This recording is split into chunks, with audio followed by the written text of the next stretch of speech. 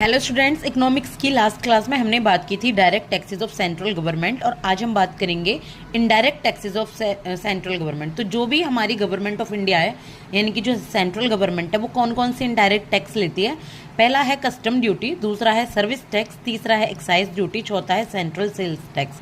पहले एक बात पे आप याद रखिएगा कि जो सर्विस टैक्स है और एक्साइज ड्यूटी और सेंट्रल सेल्स टैक्स है ये आपके जीएसटी में आ चुके हैं, ठीक है। और जो कस्टम ड्यूटी है वो अब भी लिया जाता है। तो एक्सपोर्ट और जो इंपोर्ट पे टैक्स लगता है उसको कहते हैं कस्टम ड्यूटी। क्यों लेती है गवर्नमेंट? देखिए, आप अपने यहाँ कोई चीज़ का प्रोडक्शन कर रहे हैं और बेच रहे हैं उसको कहीं विदेश में जाकर, तो वहाँ से आपको इनकम होगी, ठीक है। और अपने जो देश में जो आपके उत्पादन हो रहा है, जो प्रोडक्शन हो रहा है, उसमें कमी आएगी। जो प्रोडक्शन का माल है वो हमारे देश के लोगों को नहीं मिल रहा।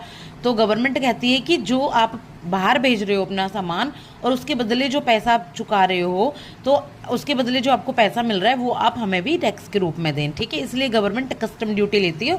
इंपोर्ट पर भी लेती है। जो बाहर के देशों से सामान मंगाया जाता है तो इंपोर्ट पर भी कस्टम ड्यूटी लगती है। सर्विस टैक्स जीएसटी में आ चुका है। सर्विस टैक्स वैसे होता क्या है? जैसे आप जो इनविजिबल सर्विसेज होती हैं जिन्हें आप देख नहीं सकते, जो इंटेंजिबल प्रोडक्ट होते हैं, जैसे कि टीचिंग, मेडिसिन, कोई यहाँ का है और वो कोई बाहर पढ़ा रहा है कहीं पे, ठीक है, या हमारे इंडिया में पढ़ा रहा है और ज़्यादा उसकी इनकम हो रही है तो सर्विस टैक्स उसको देना होता है।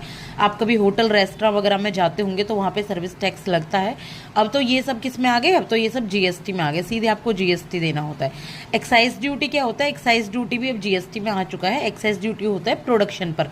जो भी देश में प्रोडक्शन किया जा रहा है उस प्रोडक्शन पर कहीं ना कहीं प्रॉफिट होता है, क्योंकि जब वो सामान बिक जाता है तो प्रॉफिट होती है, तो उस पर एक्साइज ड्यूटी लगती है जो सीधे सेंट्रल गवर्नमेंट को ही पे होती है। इसके बाद सेंट्रल सेल्स टैक्स। तो जो सेंट्रल सेल्स टैक्स है वो तब पे करना होता है जब आप एक राज्य में प्रोडक्शन कर रहे हो और बेच रहे हो दूसरे राज्य में।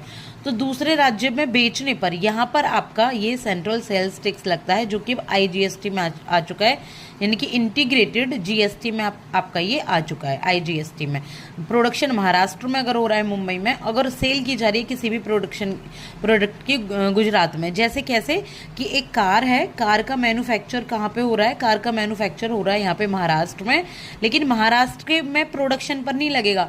जब गुजरात में इसकी सेल की जाएगी तब आपका ये आईजीएसटी लिया जाएगा।